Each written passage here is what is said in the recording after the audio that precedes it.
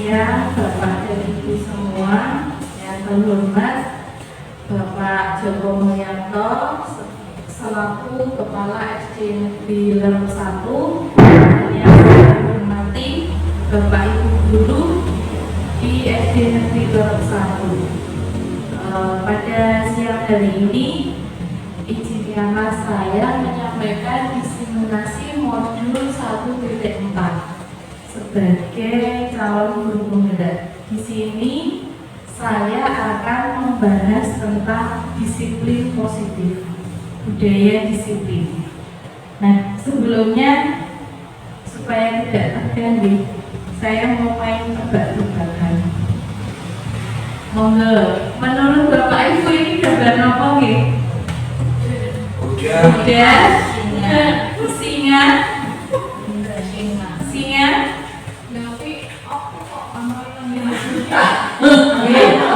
Mari kita lihat kuda atau singa? Kalau saya singa. Gambarnya hamster. Kalau ini nomor yang tadi sudah agak melenceng, sekarang ini apa? Burung.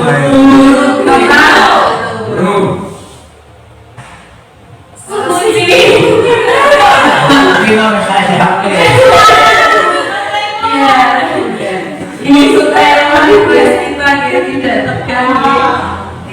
Semakin siang ini nomor. Ayo. Ya, betul penguin tapi apa? Bisa bebek, beruang, ada. Betul.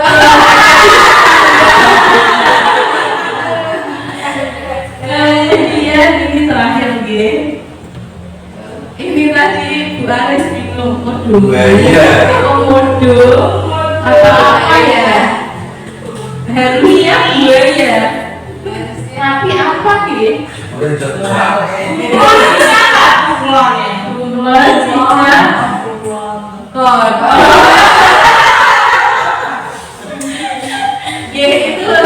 saja supaya kita sedikit siang-siang nih Bapak Ibu.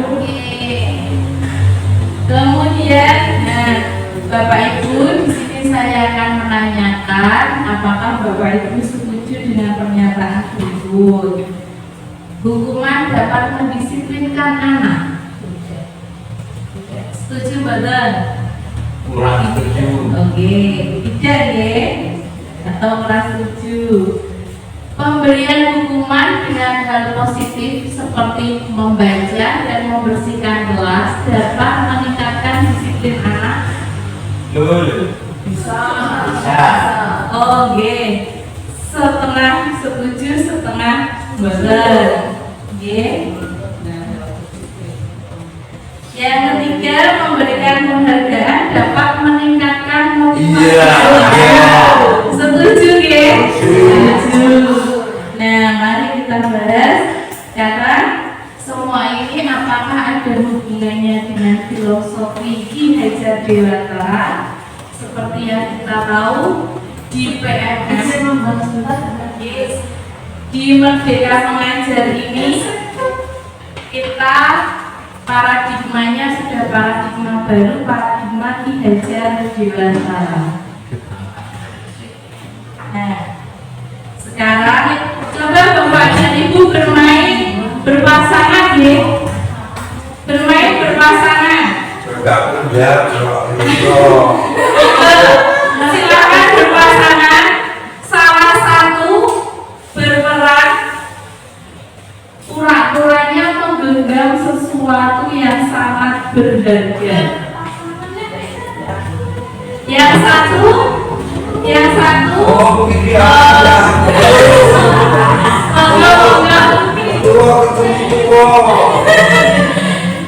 kemudian yang satu harus membujuk, menghardik atau apapun supaya mau membuka. Ayo siap yang satu membujuk, pokoknya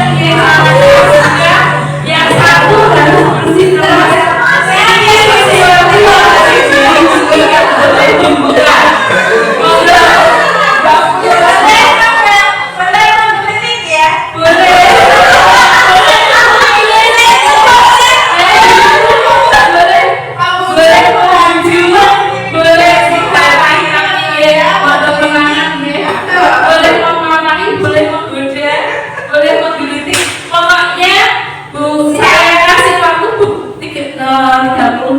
aja sebenarnya. Aku lihat kamu.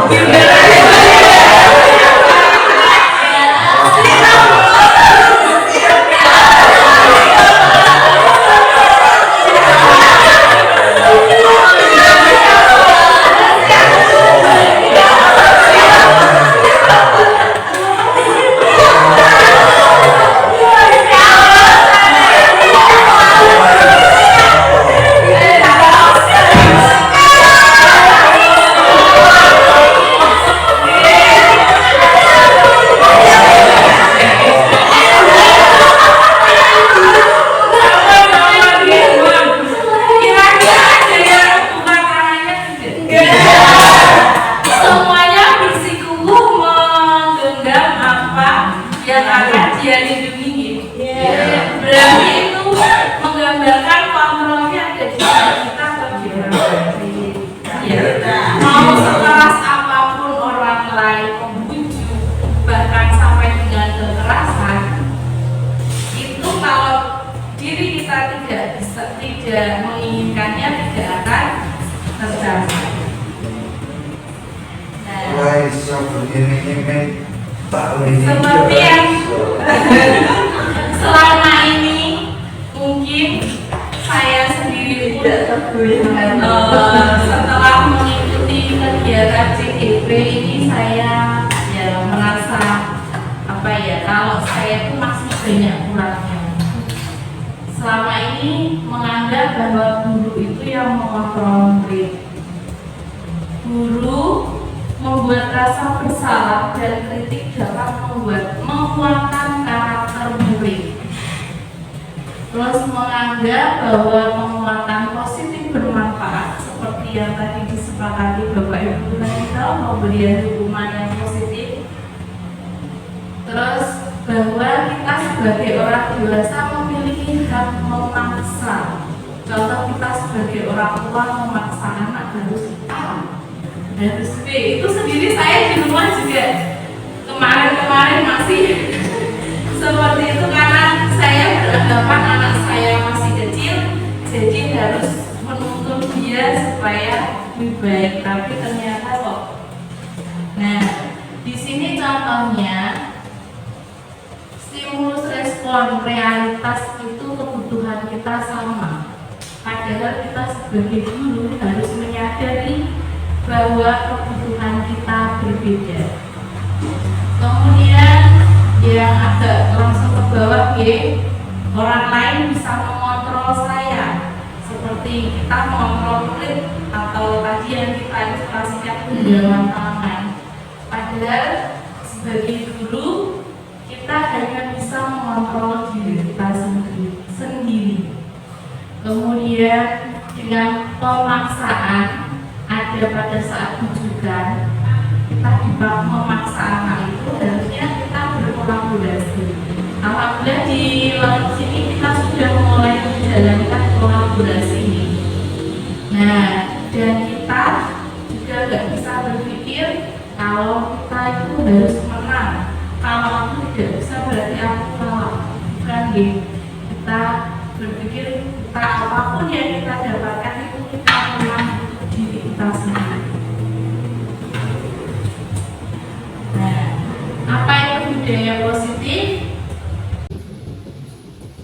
Nilai, keyakinan, dan kebiasaan di sekolah yang berpihak padamu dapat berkembang menjadi pribadi yang kritis, penuh hormat, dan bertanggung jawab. Kemudian, nah ini yang saya maksud tadi. Ini menjadi renungan saya karena mungkin Bapak Ibu guru juga nih. Kalau siswa pintar itu ujiannya 100, rapotnya nilainya tinggi. Terus kemudian pokoknya dari selembar rapot itu yang nilainya tinggi-tinggi itu siswa pintar. Padahal kalau anak sekarang itu bukan hanya nilainya, sama seperti yang disampaikan oleh Bu Yayu, kita juga harus mendidik anak sikapnya itu betul-betul sikap yang sesuai. Mungkin kita pernah menulis di rapot sikap itu hanya kita tulis A, B, atau C tanpa ada pengamatan, atau kita sendiri pun belum pernah membimbing supaya siswa itu benar-benar menjadi sikapnya B ataupun hanya sepintas kasar mata, oh cahaya nakal tak kok C, oh cahaya pintar tak kok B. Padahal mungkin pada saat kita tidak melihat yang nakal itu mungkin bisa bersikap lebih baik atau lebih sopan, karena setiap anak itu kan punya kelebihan dan kekurangan masing-masing. Nah itu juga yang menjadi renungan saya untuk merubah pola pikir saya terhadap murid.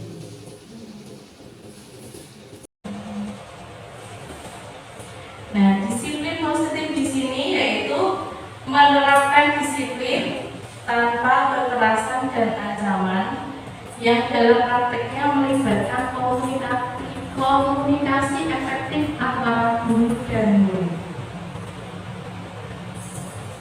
Mengajarkan murid untuk memahami konsekuensi perilaku yang mereka lakukan sehingga murid dapat menghormati diri sendiri dan bertanggung jawab terhadap lingkungan dan perubahannya masing-masing. Kemudian, disiplin positif merupakan salah satu cara menerapkan budaya positif, membawa nilai-nilai kebajikan sesuai dengan profil pelajar Pancasila. Nah, untuk profil pelajar Pancasila, Bapak Ibu sudah hafal ya, ada 6. Sebenarnya mungkin sebelum adanya kurikulum merdeka, kita itu sudah menjalankan beberapa dari dimensi profil pelajar Pancasila. Nah, pada kurikulum merdeka ini kita lebih diperjelas lagi fokusnya untuk yang beriman itu seperti apa, berkebinekaan juga seperti apa, mandiri. Kalau gotong royong saya percaya menurut sini itu gotong royongnya tinggi. Nah, mungkin kita yang lebih perlu membangun di sini adalah anak kreatif, bernalar kritis dan berkebinekaan juga. Makanya untuk membentuk disiplin positif, yang pertama membuat keyakinan kelas. Jadi keyakinan kelas itu berbeda dengan peraturan nih. Kalau peraturan datang pukul 7, terus dari Senin memakai merah putih, nah itu peraturan. Kalau keyakinan kelas itu yang kita sepakati bersama.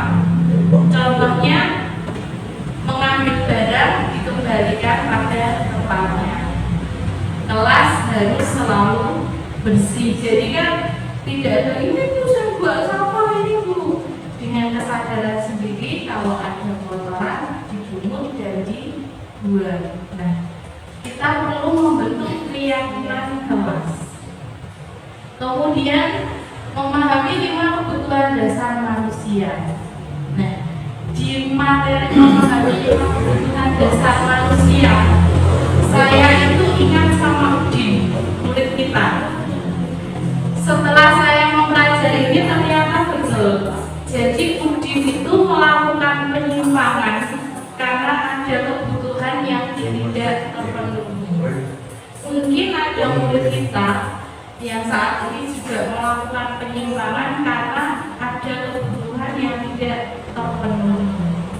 Entah itu di rumah, entah di sekolah kita sebagai guru ada sesuatu yang belum kita penuhi. Kemudian peran guru dalam 5 posisi kontrol dan penerapan segitiga restribusi.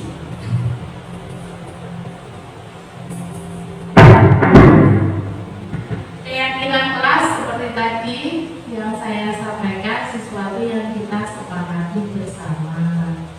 Kemudian kebutuhan dasar, kebutuhan untuk bertahan hidup. Setiap manusia memiliki kebutuhan untuk bertahan hidup. Kemudian cinta dan kasih sayang, kebebasan, kesenangan, kekuasaan. Jadi seperti yang Udin itu yang saya rasakan kemarin itu sebenarnya dia itu kebutuhan cinta kasih sayang itu yang dia belum dapatkan. sehingga pelampiasannya di sekolahan. Kemudian ada juga siswa yang di rumah bergerak, jadi orang tuanya gelak lah, kesannya seperti itu. Jadi di sekolah itu dia berusaha menunjukkan kekuasaannya. Itu yang hubungan biasa.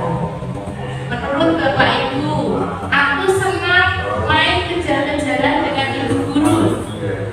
Ini termasuk kebutuhan kebebasan, penguasaan, cinta dan kasih sayang maupun kesenangan. Cinta dan kasih sayang. Setuju semua? Kesenangan. Aku senang. Aku senang main kejar-kejaran dengan ibu. Seru. Kemudian ibu kejar aku karena ibu sayang aku. Ini cinta dan kasih sayang.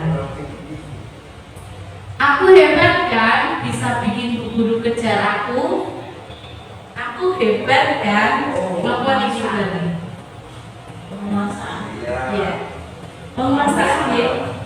Betul, jawabannya penguasaan. Aku bosan belajar mewarnai terus di dalam kelas. Kebebasan. Kebebasan.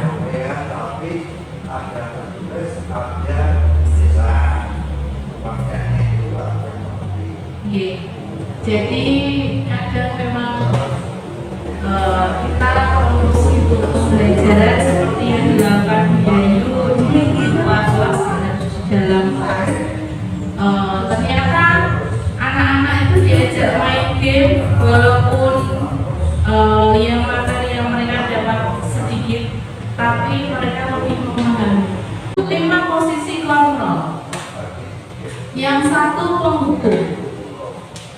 Penghukum itu didefinisikan dengan nada suara tinggi, bahasa tubuh mata melotot, dan jari menunjuk-nunjuk. Contohnya kalau terlambat lagi, pasti terlambat lagi. Kalau selalu datang terlambat, apa bisa terlambat? Nah, apakah Bapak Ibu pernah seperti itu? Mungkin kemarin waktu kuliah jalan di kelas 4, kuliah melihat saya seperti itu ya Bu. Itu sebenarnya saya sedang bermain dengan murid-murid untuk memvideo video yang seperti apa. Sampai nah, niki dalam diri kita masing-masing mawon. Kalau menghukum itu kemungkinan murid marah dan mendendam atau sifatnya agresif. Jadi ketika dia kita marahi, kok kamu ini terlambat terus? Ya waktu itu dia hanya diam, tidak menjawab, tidak seperti itu, tapi dia jadi pendendam. Kemudian pelampiasannya ke yang lain. Itu efek dari posisi menghukum. Membuat rasa bersalah. Ini pun sering contohnya seperti ini. Ada kamu tuh kamu gak kasihan loh sama kamu jelas capek suaranya serak, kamu malah rame terus. Nah, itu membuat rasa bersalah, membuat anak itu menjadi bersalah. Kalau di sini itu hasilnya itu mungkin murid akan merasakan bersalah karena telah mengecewakan bapak dan ibu. Namun berbeda dengan menghukum, ini murid malah bisa tertekan karena aku kayak gini pun nanti guru sedih, aku kayak gini nanti guru gini. Nah itu kan anaknya malah jadi tertekan. Kemudian teman, mungkin teman Bapak Ibu sering melihat salah satu di antara kita yang posisi kontrolnya sebagai teman, suaranya akrab, terus tak apa gini, terus anaknya yang saat nakal gendong, diberikan jajan, terus tak apa sekolah dari ini nah itu ternyata juga ada efeknya nih Bapak Ibu. Karena akan merasa senang dan akan dengan guru, ya itu pasti gitu. Namun ada negatifnya, yaitu bila ada masalah dia bisa mengandalkan guru tersebut. Itu sama seperti yang kemarin disampaikan oleh Pak Joko. Ketika ada salah satu murid yang diperlakukan seperti itu kan, akhirnya dia hanya mengandalkan guru tersebut. Kemudian memantau itu hanya seperti ini. Kok kamu terlambat toh? Besok jangan diulangi. Dan sekarang kerjakan hukumanmu. Hanya seperti itu saja, tanpa marah, tanpa senyum, ekspresi data. Itu memantau. Hasilnya, murid memahami konsekuensi yang harus dijalankan. Terus menunjukkan tidak menunjukkan suatu yang emosi berlebihan. Namun murid tetap merasa tidak nyaman. Contohnya misalkan si A tidak membawa buku. Kamu nggak bawa buku, dan sekarang kamu pulang ambil bukunya. Itu kan kita memantau, kita hanya menegur kemudian memberi dukungan tanpa yang lain. Kemudian yang terakhir itu adalah manajer. Manajer itu kita itu lebih menggali ke anak supaya dia bertanggung jawab atas apa yang dia lakukan dan konsekuensinya. Dia harus seperti apa. Nah, untuk menjalankan manajer itu ada segitiga restitusi. Di sini awalnya misalkan murid contohnya ini saya di video ini sebenarnya ada.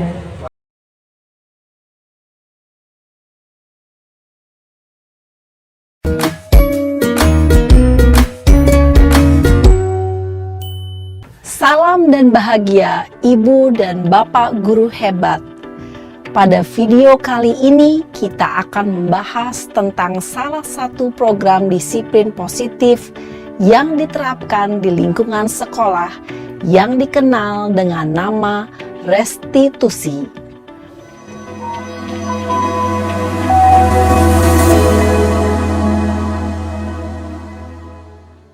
Restitusi dikembangkan oleh pakar pendidikan Diane Gosson, berlandaskan pada teori kontrol Dr. William Glasser. Segitiga restitusi adalah suatu proses dialog yang dijalankan oleh guru atau orang tua agar dapat menghasilkan murid yang mandiri dan bertanggung jawab. Pada saat guru di posisi manajer, aspek yang dikembangkan pada murid adalah motivasi intrinsik, sehingga penanaman nilai-nilai kebajikan dapat tumbuh dan berkembang menjadi suatu kebiasaan positif yang akhirnya membentuk karakter murid.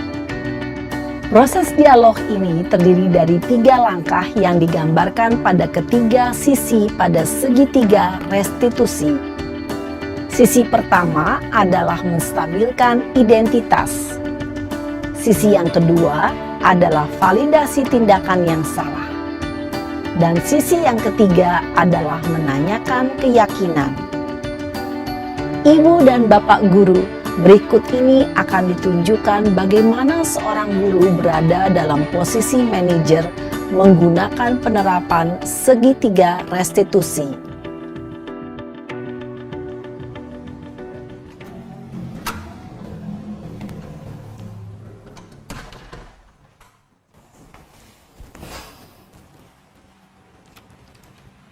Siang Sarah. Siang Pak. Sudah lama nggak ketemu Sarah. Kenapa hari ini ada di sini? Kesel Pak, kesel banget. Masa aku dikatain tukang fitnah Pak? Ya aku marah lah. Aku balik ngatain Eka di depan kelas. Kesel banget. Oh begitu. Ya pasti kamu marah dan kesal. Bapak juga akan marah apabila ada yang menuduh Bapak seperti itu. Kemudian pada saat itu kamu mau melakukan apa? Ya saya langsung ngatain Eka lah Pak. Kesel banget. Saya bentak-bentak dia depan teman-teman lain. Oh begitu. Pasti kamu melakukan seperti itu karena suatu alasan tertentu, bukan? Iyalah, masa saya diam saja Pak? Ya saya bela diri lah. Masa saya dituduh tukang fitnah? Ya wajarlah. Mempertahankan harga diri itu sesuatu yang penting buat kamu. Untung kamu tidak bertindak lebih gegabah lagi. Hanya membentak-bentak. Iya Pak. Untung saya masih bersabar dan hanya membentak saja. Sudah gemes padahal. Saya pasti bela diri lah. Ya pasti ya. Tapi kamu memilih untuk tetap bertahan dan bersabar. Kamu memilih untuk tidak berbuat lebih parah lagi, bukan? Iya. Nah, sekarang coba kita lihat lagi.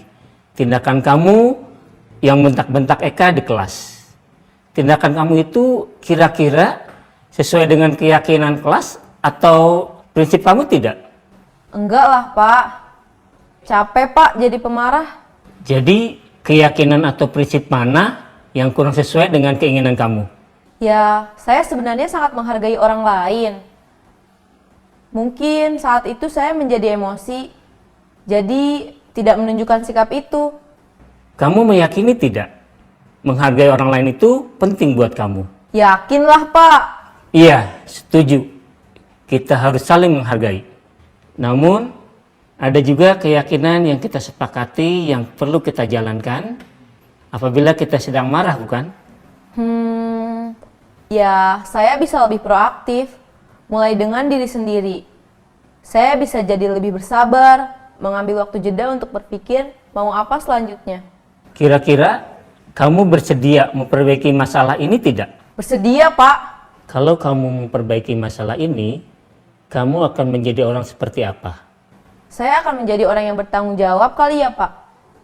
Dan senantiasa proaktif. Iya. Menurut kamu, bagaimana rasanya menjadi orang seperti itu? Ya nyaman lah. Bangga bisa bersabar dan menahan diri. Baiklah kalau begitu. Yuk kita pikirkan bagaimana memperbaiki masalah ini.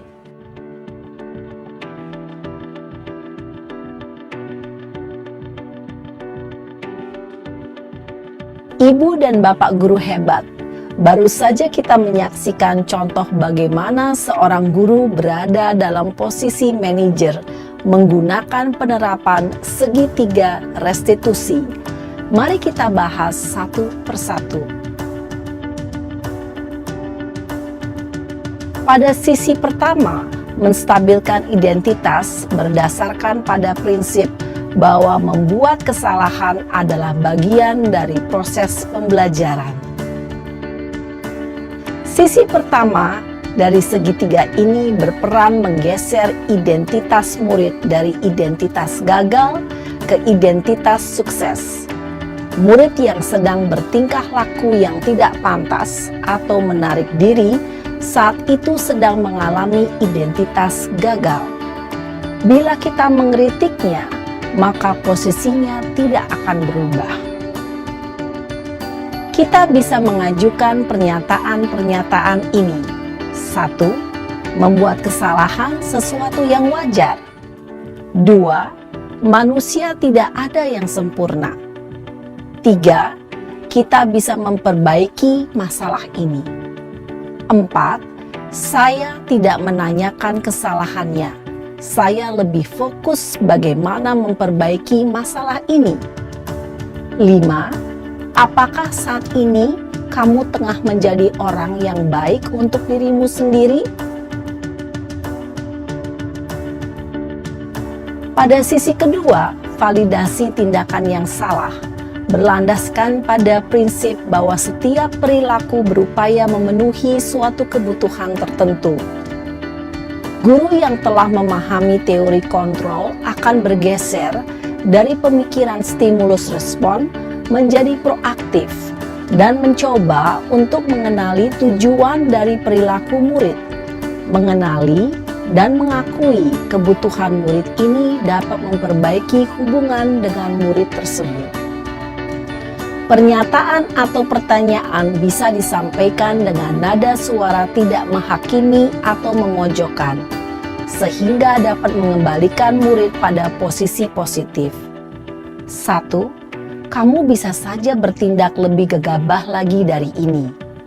2. Kamu bukan melakukannya tanpa suatu alasan tertentu. 3. Kamu melakukannya karena mempertahankan sesuatu yang penting bagimu. 4. Mungkin kamu bisa mempelajari suatu perilaku baru yang lebih efektif. Bersediakah kamu mempelajarinya? Selanjutnya, kita akan simak sisi terakhir, yaitu menanyakan keyakinan. Teori kontrol menyatakan bahwa pada dasarnya kita termotivasi secara intrinsik. Pada saat perilaku yang salah telah divalidasi dan identitas sukses telah stabil, maka murid telah siap mengaitkan keyakinan-keyakinannya dengan tindakannya yang salah, dan pemikirannya telah bergeser ingin menjadi orang yang dituju. Pertanyaan-pertanyaan ini dapat mengaitkan keyakinan-keyakinan yang dianut murid. 1. Sebagai keluarga atau kelas, apa yang kita yakini? 2. Nilai-nilai apa yang telah kita sepakati? 3. Seperti apa gambaran sebuah kelas yang ideal bagi kamu? 4. Kamu ingin menjadi orang seperti apa?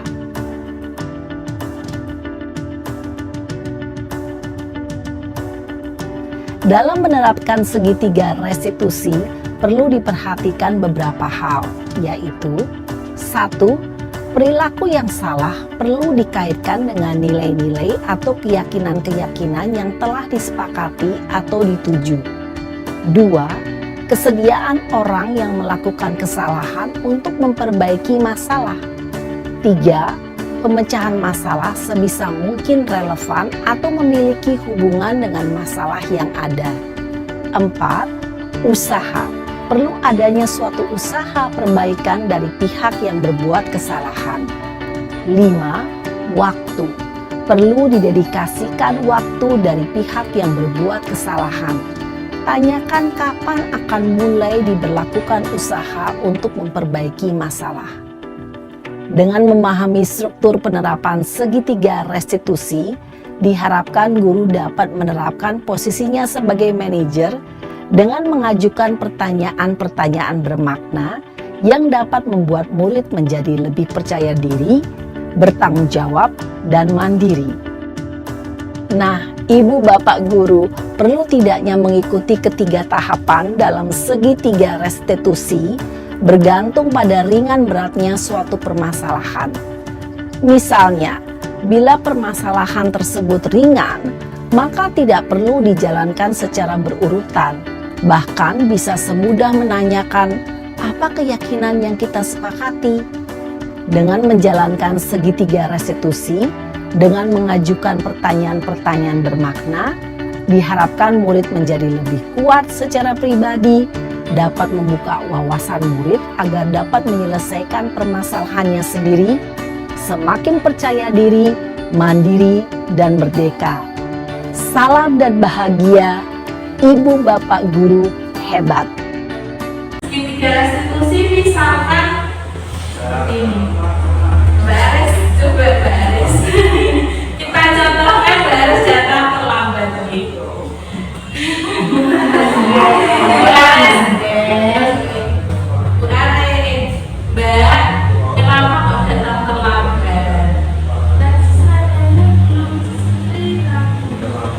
Kok belum disetrika kenapa? Sinyalnya mati. Oh, listriknya mati. Bu Emi juga kadang begitu. Kalau listriknya mati, seragam belum disetrika, itu rasanya kalau mau ke sekolah kan jadi bingung sendiri. Tapi kira-kira yang dilakukan Mbak Anies dan terlambat sesuai keyakinan kelasnya tidak. Berarti untuk memperbaikinya Mbak Anies harus bagaimana? Ya, oh iya, bisa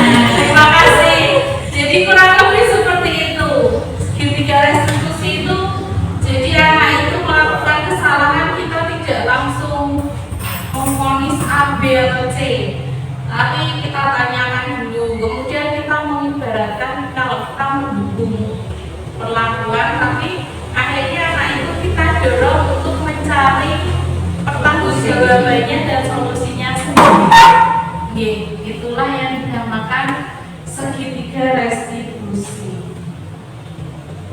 Nah, untuk refleksi di sini Bapak Ibu, refleksi seperti jurnal itu, kalau refleksi itu kita di CGP saya diajarkan membuat refleksi itu menggunakan metode 4P. Ada yang tahu 4P?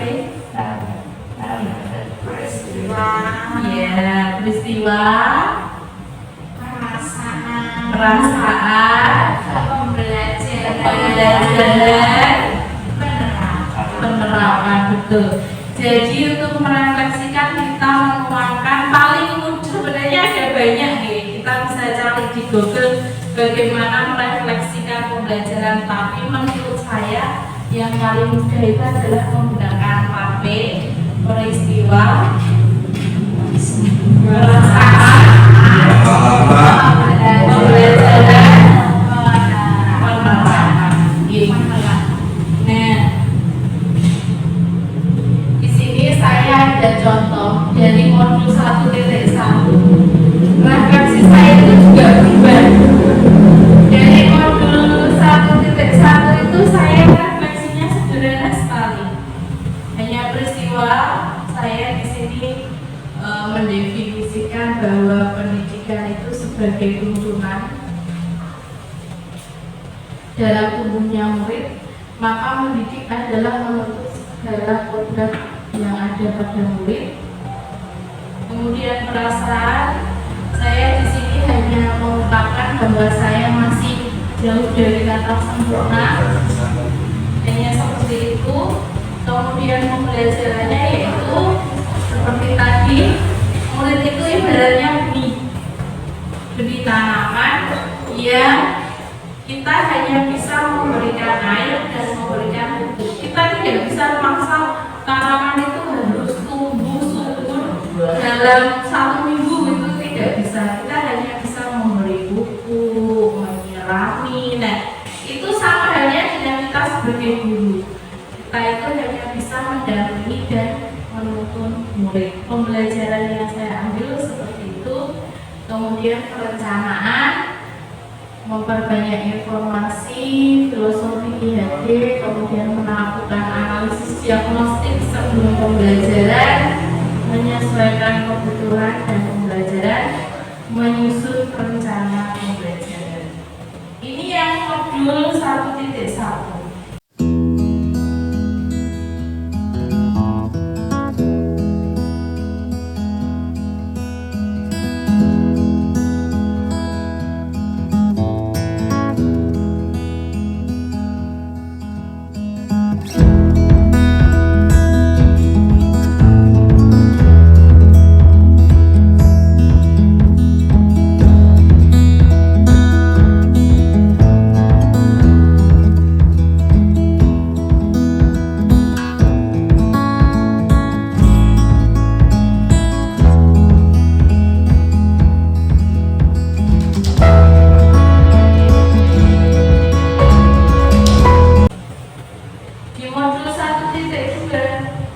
Menurut saya sudah agak meningkat karena ini pakai Canva.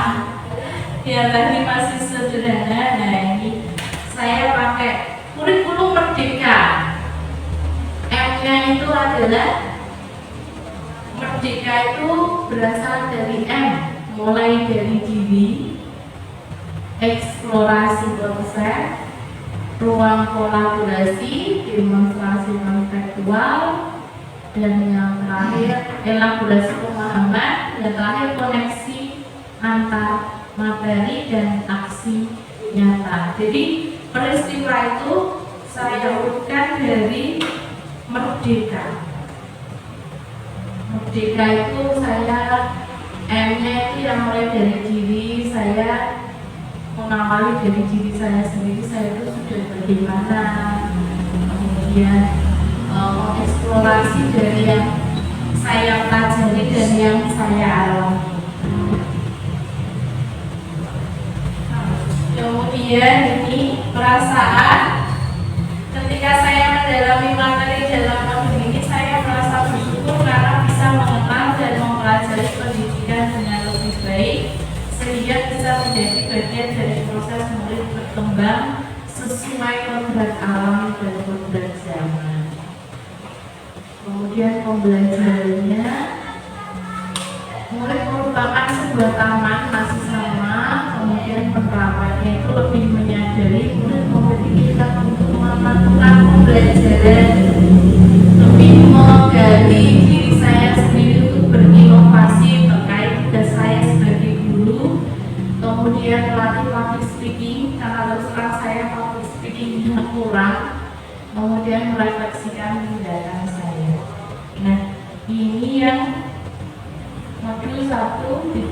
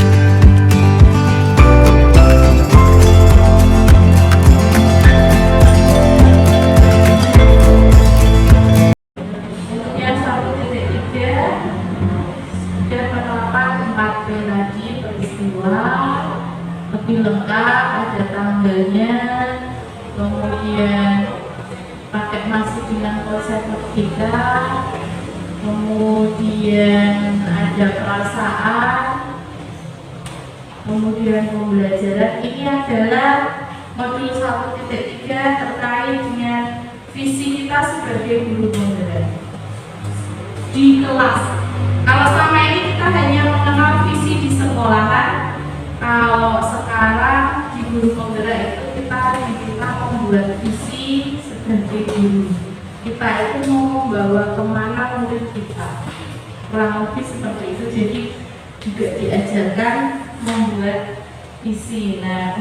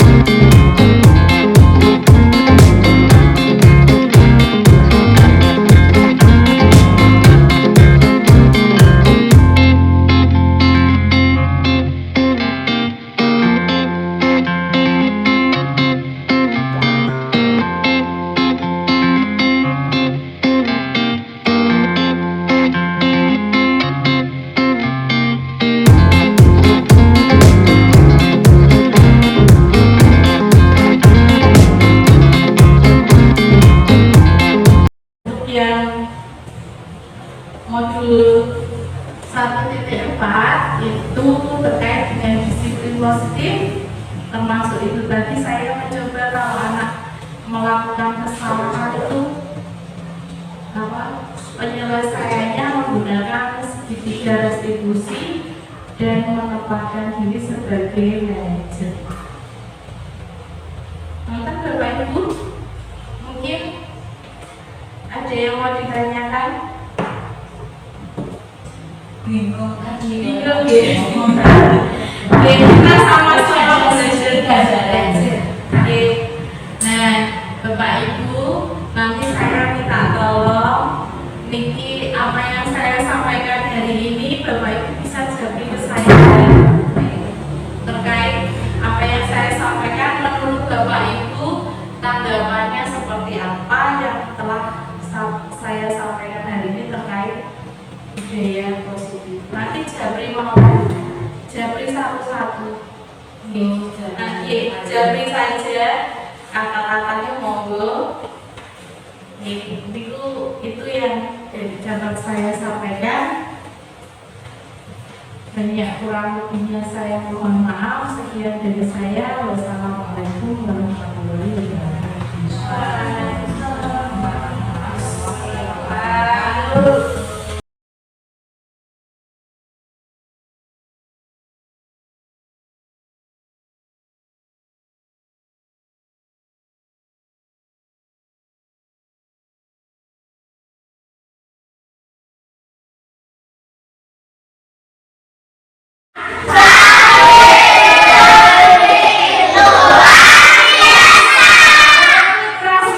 Selamat pagi.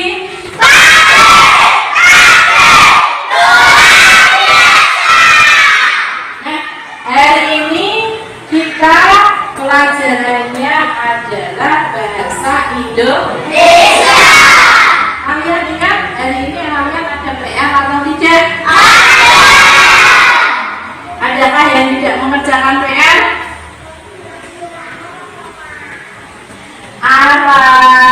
Kenapa kamu tidak mengerjakan PR?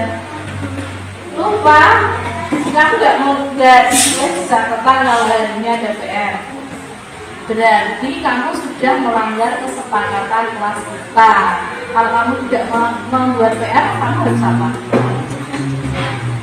Mengerjakan di luar kelas ya. Silakan kamu kerjakan di luar kelas. Ya.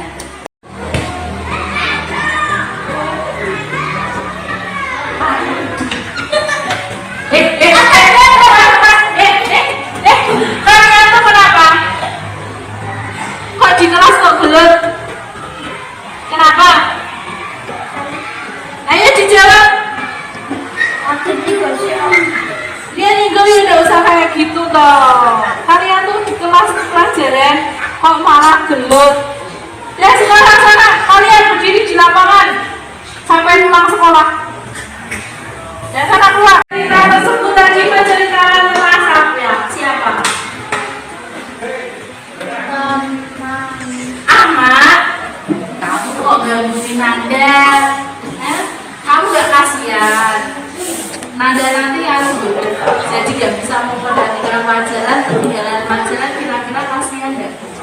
Kamu gak kasihan sama Bevin yang udah capek-capek merangkit tapi kamu malah biar? Kasihan gak? Nah, jangan diulangi ya.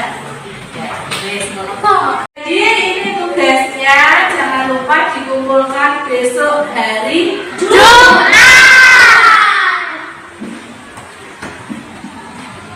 Siapa? Bangun. Kamu gak tidur kenapa? Semalam gak tidur? Begadang. Kok begadang kenapa? Seru ya TV-nya ya. Jangan diulangi lagi pelajaran. Ya. Ya, tadi kamu laporannya gimana tentang Wardana sama Fikri? Tadi Wardana sama Fikri gojek sama lalaku. Waktu Bu Evi suruh baca. Iya, Mbak Nyimak. Enggak menyimak. Betul, mari ayo. Iya. Wardana, Fikri, betul yang dikatakan sama Aida. Tadi kalian lari-lari, tidak menyimak. Iya, kenapa tidak menyimak?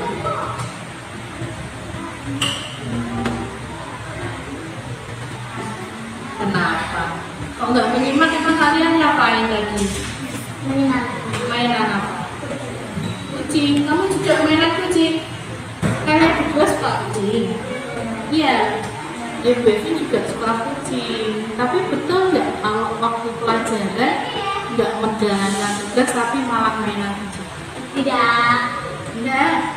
Berarti itu salah atau betul? Salah. Sesuai kesepakatan kelas kita atau tidak? Tidak. Berarti karena kalian sudah melanggarnya, kalian harus ngapain? Harus melakukan apa untuk memperbaiki kesalahan kalian? Mengulangnya apa? Membaca. Dan itu saja? Benar? Lalu untuk teman-teman kelompok kalian, gimana yang tadi sudah kalian kecewakan? Kan harusnya kan tadi tugasnya berkelompok, tapi kalian tidak ikut kelompok. Berarti teman-temannya harus diapain? Diberi. Berarti minta maaf ya. Sekarang minta maaf dulu sama teman-temannya. Ya, minta maaf ya bagus. Ya, iya.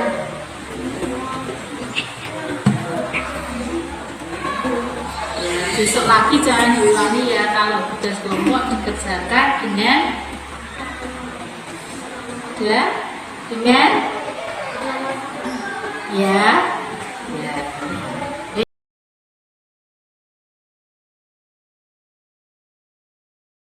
Nama saya Nita, saya murid dari Bu Evin. Saya senang belajar di kelas 4 karena kelasnya bagus, temannya banyak.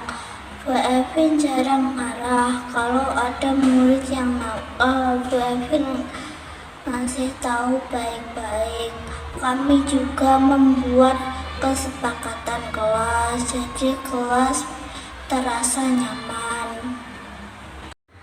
Perkenalkan, nama saya Adam Ditama, saya kelas 4 SDN 01. Saya diajar Bu Evin. Menurut saya Bu Evin itu baik sama murid-murid, tulus. Kalau pelajaran Bu Evin menerangkan, diajak bermain, disuruh menulis, disuruh membaca. Banyak pokoknya. Kalau aku salah, aku minta maaf dan Bu Evin mengajariku untuk belajar bertanggung jawab. Perkenalkan, nama saya Yova. Saya murid kelas 4 di SDN 01. Bu Evin adalah guru saya. Bu Evin orangnya baik dan cantik. Pelajarannya menyenangkan karena gampang dimengerti. Kalau aku melakukan kesalahan, Bu Evin tidak langsung memarahiku, tapi aku ditanya dulu alasannya dan cara bertanggung jawab.